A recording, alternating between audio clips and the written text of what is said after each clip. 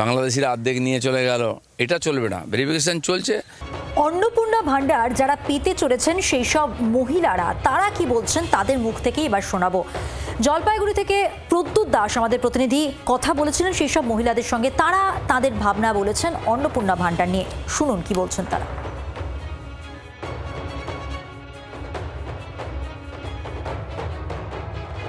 মানে আগের থেকে শুরু থেকে পেয়ে এসছি, এখন তো আমি বলবেন সিস্টেম করেছে। আর কি করবো, আমাদের তো আগেরটাই সুবিধা ছিল, ওটা পেয়ে আমাদের অনেক সুবিধা হতো নিজেদের। আমরা কারণ আমরা হাউস ওয়াইফ কিছু করতে পারি না, ওইটা দিয়ে আমাদের অনেক উপকার হতো, এখানে যেতে পারতাম। হ্যাঁ, ডিউটি লিঙ্ক করেছি, এখন বাড়ি ফর্ম ফিল আপ করে, জানি না কী হবে, দেখা যাক কী হয়। এটা তো খুবই কঠিন, এত বড় লাইন দেওয়া, দেখা যায় সব জায়গায় লাইন দেওয়া, আর বাড়ি সবাই সবসময় বাড়িতে থাকে না, কখন কী হবে এটা বলা মুশকিল।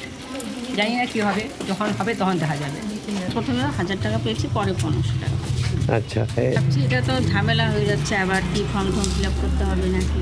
আগেরটাই ঠিক ছিল, কিন্তু এখন আবার লাইনে দাঁড়ানো সমস্যা হয়ে যাচ্ছে। হ্যাঁ, পেতাম 1500 টাকা। হ্যাঁ, বলছে তো, শোনা যাচ্ছে যে ফর্ম ফিল আপ করতে হবে। এটা তো একটু অসুবিধা হবেই সবারই, কারণ কেন আবার সেই লাইনে দাঁড়িয়ে ফর্ম ফিল আপ করা, কোথায় গিয়ে করতে হবে এগুলো জানা।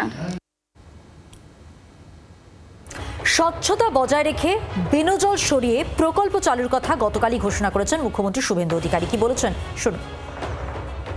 আমরা আজকে একটি ফন্ড লঞ্চ করছি, ভোটার তালিকা তৈরি করা সহ আমাদের যারা আধারের কাজ করেন তারাও যুক্ত থাকবেন, অর্থাৎ ওয়েবেল, আইটি সবাই মিলে একটি পরিচ্ছন্ন তালিকা কেবলমাত্র উপযুক্ত যারা প্রাপক তারা পাক, আমরা এটা চাই। অন্নপূর্ণা ভান্ডারী মন্ত্রী দিলীপ ঘোষ তিনি কি বলছেন শুনুন।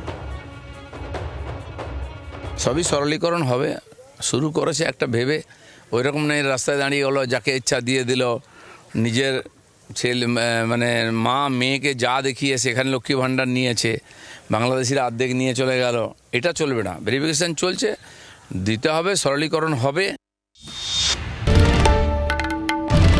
বাংলার আওয়াজ, বাঙালির আবেগ, জি 24 ঘন্টা।